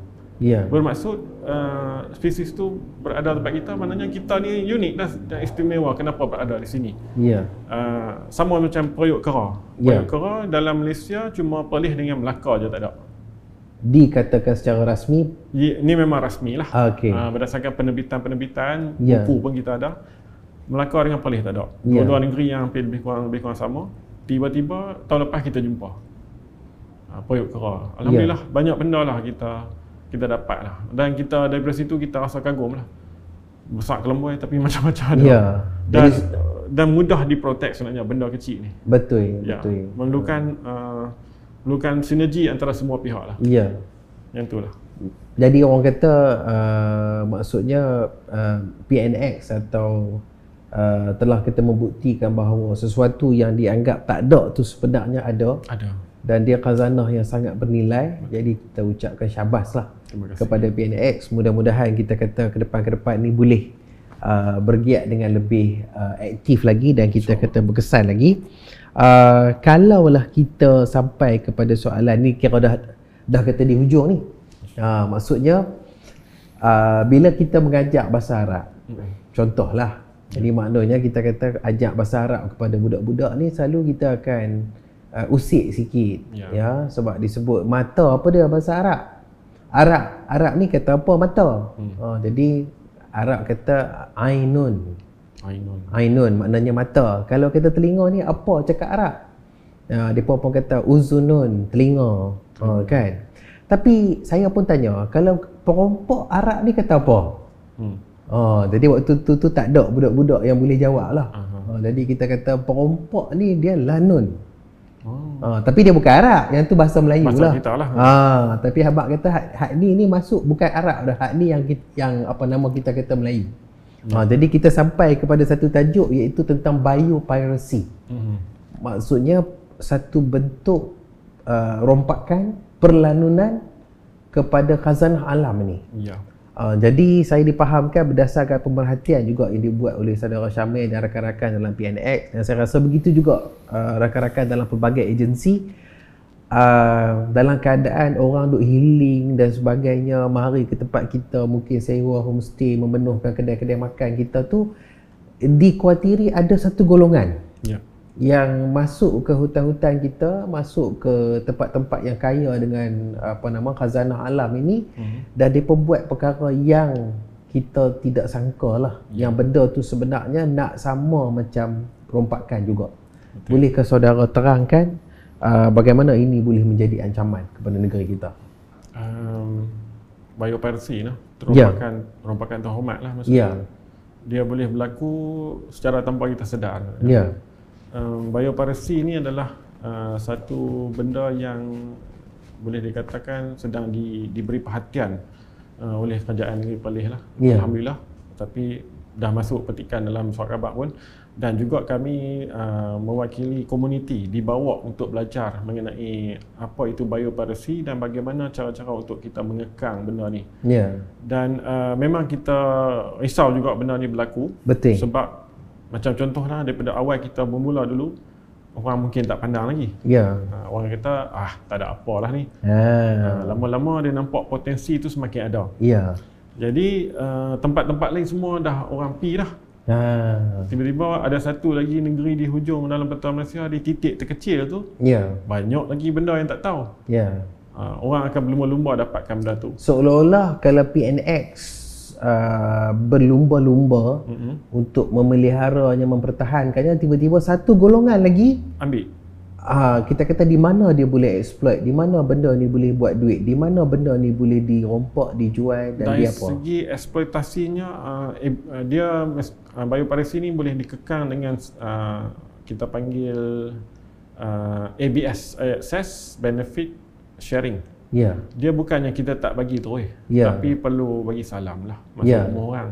Dia bukannya mai bagi salam, esok lusa dia masuk pintu belakang. Lebih kurang perumpamaan dia macam tu lah. Kalau dah mai mula-mula mai masuk pintu depan tu, seboleh-bolehnya masuk pintu depan lah. Jadi apa yang kita boleh cadangkan untuk mengekang isu biopiracy ni, mungkin ada pendengar yang penonton yang tak faham biopiracy tu apa. Biopiracy ni adalah mengambil hak pihak lain ataupun in terms of biodiversity kita, apa yang kita ada dalam hutan tu, khazanah alam tu, dan juga kepakaran tempatan, kearifan tempatan. Saya beri contoh, Pak Cik Mat, dia ni pandai buat ubat daripada sejenis pokok lah. Katalah pokok A ni dia buat ubat. Tiba-tiba ada orang ni dia mai tengok Pak Cik Mat ni pandai. Dan pokok ni hanya ada di tempat kita. Dan kepakaran Pak Cik Mat tu berdasarkan apa yang dipelajari secara turun-temurun dulu. Dan dia tidak di patent, dia tak tahu, dia orang kampung dia tak patentkan benda tu. Orang ni datang untuk komersialkan benda tu. Okey, bila komersialkan benda tu, dia bayar sekian-sekian harga. Tanpa Pak Cik Mat yang tahu, dia pula pegang patent. Dia pegang patent. Tiba-tiba Pak Cik Mat tengok, weh, produk dia ni meletup. Pak Cik Mat ni pula nak jual. Tiba-tiba dia sama Pak Cik Mat balik. Di mana keadilan kepada kearifan tempatan tu. So dengan ABS ni adalah bagaimana permulanya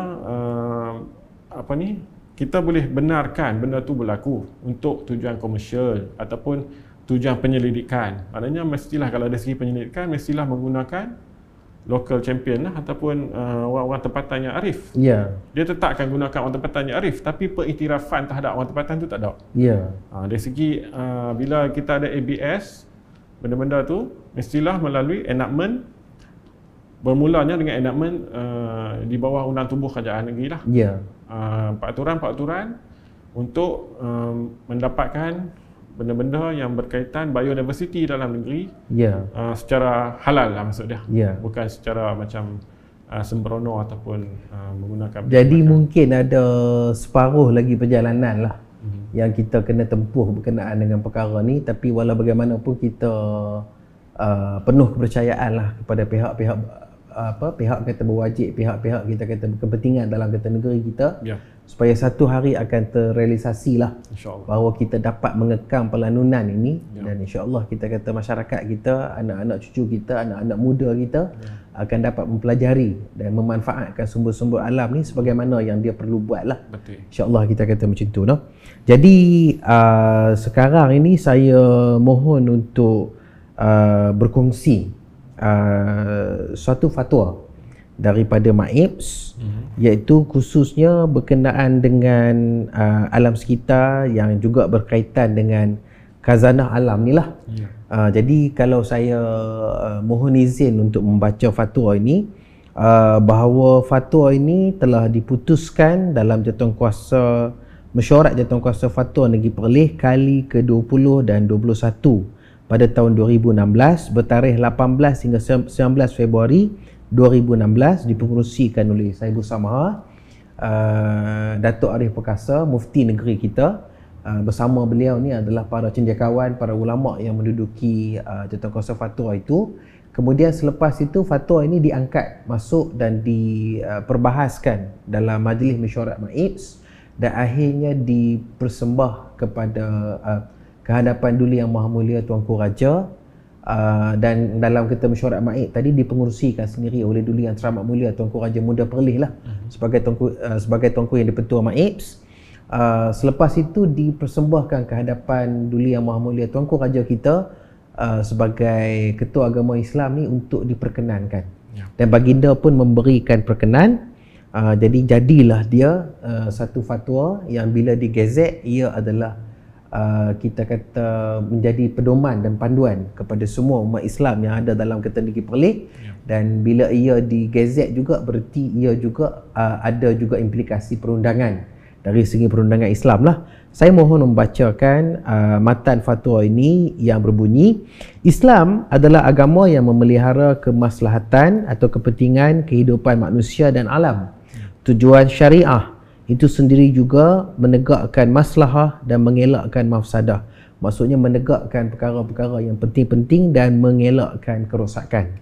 Maka Tentang Fatwa Negeri Perlis dengan ini menyatakan apa-apa perbuatan yang mencemarkan alam sekitar dan memberi kesan mudarat fizikal secara langsung kepada manusia, haiwan dan tumbuh-tumbuhan adalah haram, kecuali jika terdapat maslahah muktabar yang lebih besar atau mengelak mafsadah yang nyata. Maksudnya asalnya tak boleh buat. Asalnya tak boleh mendatangkan mudarat kepada manusia, haiwan dan juga tumbuh-tumbuhan, kecuali lah dengan sebab-sebab yang tak dapat dielakkan. Contohnya kita kata jika ada tumbuhan beracun ke, ataupun kita kata tumbuhan tu terpaksa kita terpaksa potong dia untuk makanan ternakan ke, dalam keadaan ternakan tak ada makanan ke, dalam keadaan tu baru boleh. Asalnya memang tak boleh lah. Okey, setiap Muslim, sambung lagi, wajib mengelakkan diri daripada melakukan apa-apa saja aktiviti dan perbuatan yang boleh memberi kesan kepada pencemaran alam sekitar yang merosakkan kehidupan dan mengganggu secara langsung ekosistem. Sebarang usaha bagi menjaga alam sekitar adalah perbuatan yang digalakkan oleh agama dan merupakan amalan soleh. Berarti melakukannya dengan ikhlas, dengan niat dengan niat yang kata ikhlas, dengan mengikuti petunjuk Nabi SAW akan dikira sebagai amal soleh yang berpahala. Dan kita kata juga menjauhi apa yang dilarang juga kita kata akan dikira berpahala juga kerana mengelakkan dosa dan perkara yang haram. Jadi kita harap dengan cara ini, dengan dokongan MAIB ini menerusi fatwa seperti ini, kita harap dapatlah umat Islam kita khasnya dan juga rakyat Negeri Perlis amnya akan jadi lebih prihatin lah. Jadi sebab itu kita sampai kepada penghujung dah kita punya podcast ini. Serentak dengan itu apa yang dikatakan kelaku Perlis. Kelaku Perlis ni adalah berhubung dengan bagaimana adab dan bagaimana sepatutnya perangai rakyat Perlis. Maka berkaitan dengan khazanah alam ini, apakah sikap dan apakah perangai, apakah amalan mulia yang patut dijadikan budaya, dijadikan cara hidup oleh kata rakyat Perlis kita ni lah. Khususnya berkaitan dengan pemeliharaan khazanah alam ataupun alam sekitar, flora dan fauna. Baik, yang benda yang kita perlu tengok lah, yang boleh katakan kritikal juga. Sekarang ni isu memberi makan kepada monyet. Okey. Memang ada contoh yang berlaku di dalam Perlis. Dalam Perlis lah. Mungkin kita tak faham, kita kata kita sayang pada haiwan, tapi tak semestinya kita beri makan. Yang ni sebenarnya amalan yang perlu dielakkan. Maknanya kita bagi kita sayang tidak semestinya memiliki. Ni kita buat macam dia tu hak kita, dan bila kita tak ada, dia memberontak. Sebab kita bagi makan dekat haiwan ni implikasinya sangat tinggi. Satu, dari segi mengganggu diet dia. Yang keduanya, dia akan terdesak. Dan bila contohlah kita bawa plastik apa pun, dalam plastik tu ada baik duit ke apa semua, habis dia ambil. Banyak contoh dah berlaku. Yang ni kalau boleh masyarakat boleh kurang-kurangkan, bermula dengan kurang-kurangkan, dan kalau boleh jangan bagi makan langsung. Tinggal terus dan berpesan-pesan lah. Sebab Jabatan Penghidupkan Sendiri pun pasang papan tanda merata dah. Isu-isu ni akhirnya yang rugi bukan kita tapi hidupan liar tu sendiri. Bila dia bertindak agresif, maka berlaku mudarat lah. Terpaksa ditembak, terpaksa ditangkap.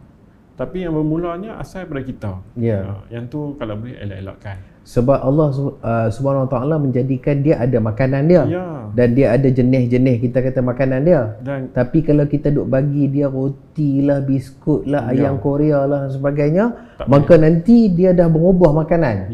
Bila dah berubah makanan, itulah dia akan start dia akan mula masuk rumah orang. Betul. Masuk dapur orang. Setuju. Dan macam-macam perkara. Sebab itulah kita kata asalnya jangan diberi makan. Jangan diberi makan. Walaupun nampak kesian, janganlah. Jangan. Kita kena ada ilmu juga. Berkenaan. Kalau buah-buah pun jangan juga. Buah-buah pun kalau boleh tak payahlah. Ya. Pasal dia makanan yang diberi manusia ni mengandungi macam-macam. Tambah-tambah lagi primat ni DNA dia tak jauh pada kita. Ya. Kalau kita kera apa semua tu dalam 90% macam kita. Kalau chimpanzee tu boleh pergi ke 97, 98, orang urutan 98%. Ya. Jadi apa yang transfusi kita boleh transfer penyakit senang je kat dia. Ya. Berdasarkan DNA yang lebih kurang sama. Dan lambat laun dia akan banyak benda lah implikasi daripada hanya sekecil langkah sekecil benda yang kita buat tu memberi impak yang terlalu besar. Yang tu kalau boleh orang boleh elakkan lah. Jadi itulah kelaku perlis yang patut kita amalkan. Sayang-sayangkan primat, sayang-sayangkan monyet, janganlah diberi makan. Ya. Biak-pi lah. Sayangkan monyet, tinggalkan. Ya. Janganlah kita kata kita duk sibuk menjamu dia, kenuri kat dia macam-macam tapi dari segi jangka masa panjang dia akan jadi lain. Betul. Dia akan jadi pelik kepada kita nah. Jadi tak apa tuan-tuan dan puan-puan semua, itu ilmu baru. Jadi di hujung kita punya podcast ini, sekali lagi saya nak menjemput saudara Syamil untuk memberikan rumusan ringkas sebelum kita mengucapkan selamat berpisah kepada para penonton kita dalam kata episod ni. Apakah rumusan ringkas bila kita nak faham dalam tajuk ni bahawa khazanah alam warisan kekayaan negeri Perlis? Dia kalau kita nak tengok dari segi konteks warisan alam tu sendiri, khazanah alam warisan negeri Perlis, khazanah alam warisan negeri Perlis tu sendiri, kita kena ada kesedaran bahawa itu milik kita. Itu sebagai orang Perlis kita rasa ini milik kita. Bukit ni milik kita. Semua yang ada keliling ini milik kita. Jadi bila dah kita rasa benda tu milik kita, dan sudah semestinya kita sayang. Maksudnya kalau nak tengok tadi konteks bagi makan kera tu, itu konteks lain lah. Tapi dari segi khazanah yang wujud ni, kita kena rasa ada kebanggaan. Dari kebanggaan tu lah yang kita akan wujud rasa cinta sayang, dan seterusnya kita akan cuba sama-sama bertindak untuk pelihara dan pelihara dia. Itu dia, simple je kita buat. Satu kita kena ambil cakna lah. Apa yang berada. Contoh kalau ada perubahan sikit ke di sekeliling kita disebabkan apa-apa yang berlaku terhadap alam ni, kita ambil cakna dan kita salurkan kepada orang-orang pihak-pihak yang berwajib dan juga mereka-mereka yang mempunyai peranan di dalam bidang tersebut. Ambil cakna tu bukan dari segi konteks ambil cakna sampai tahap kita nak kena maksud dia kita nak kena pi bertindak sendiri, tak semestinya, tapi kita serahkan kepada pihak-pihak yang berkaitan, yang berwajib. Daripada situ baru ada kesedaran dari segi masyarakat lah. Jadi dalam konteks khazanah alam dalam kata negeri Perlis ni, tak kenal maka tak cinta. Bila sudah cinta, marilah kita sama-sama memelihara. Ya, setuju. Jadi saya rasa tuan-tuan dan puan-puan, dalam masa kita dalam podcast ni rasa begitu pantas berlalu, dan walau bagaimanapun kita kita rasa insya-Allah sekiranya ada rezeki, ada umur yang panjang, kita akan jemput lagi saudara Syamil membicarakan tajuk-tajuk seperti ini, insya-Allah yang menjadi kepakaran beliau. Jadi insya-Allah saya sekali lagi lah mengucapkan banyak-banyak terima kasih dan penghargaan kepada ibu kandung kita, Majlis Agama Islam dan Adat Istiadat Melayu Perlis, kepada rakan teknikal kita Suara Sunnah Channel, dan seterusnya kepada saudara Syamil bin Abdul Rahman, pengasas dan juga pengurusi, kepada Persatuan Penjelajah Alam Negeri Perlis, singkatannya PNX, Perlis Nature Explorer, di atas perkongsian yang amat berharga yang telah diberikan. Kita tinggal di sini dulu. Jadi MAIPS menjunjung syiar memaju ummah, salah silah Perlis, segalanya Perlis. Assalamualaikum warahmatullahi wabarakatuh.